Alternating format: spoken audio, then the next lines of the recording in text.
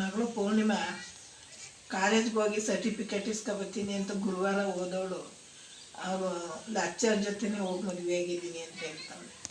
ನಾನು ಇನ್ನು ನನಗೆ ಓದ್ಸಮ್ಮ ಸಾಲ ಮಾಡಿದ್ರು ನಾನು ಸಾಲ ತೀರಿಸ್ತೀನಿ ಅಂದವಳು. ಇವತ್ತು ನಾನು ಕೈ ಬಿಟ್ಟು ಹೋಗೋಳೆ. ನಾನು 2 ಲಕ್ಷ ಸಾಲ ಮಾಡಿದ್ದೀನಲ್ಲ, ನಾನು ಹೆಂಗೆ ಸಾಲ ಕಾಯಿಲೆ ಗಂಡನ ಕಟ್ಕೊಂಡು ನಾನು ಹೆಂಗೆ ಸಾಲ ತೀರ್ಸೋಣ?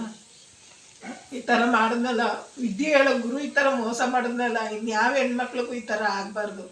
ಹಂಗೆ ನ್ಯಾಯ ಕೊಡಿಸ್ಕೊಡಿ. ನಾನು 18 ವರ್ಷ ಆಗ್ದಾನೆ ಹೆಣ್ಮಕ್ಳು ಮದುವೆ ಮಾಡಬೇಡಿ ಅಂತಾರೆ.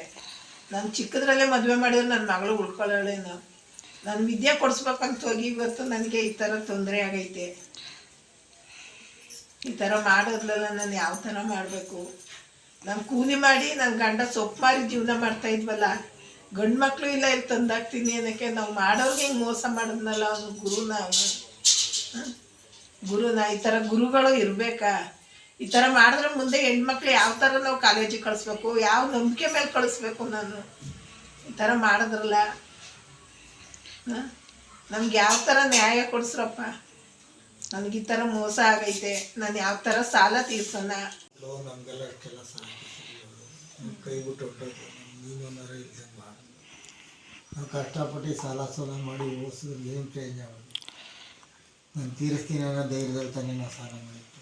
ನಮ್ಗೆ ಹೇಳ್ದೆ ಕೇಳ್ದೆ ಸರ್ಟಿಫಿಕೇಟ್ ಇಸ್ಕೊಡ್ತೀನಿ ಅಂತ ಹೋದವ್ರ ಮನೆಗೆ ಬರ್ತೀನಿ. ಇದು ಮಾಡೋದಲ್ಲ, ನಾನು ಹೆಂಗೆ ಇದು ಮಾಡೋದು?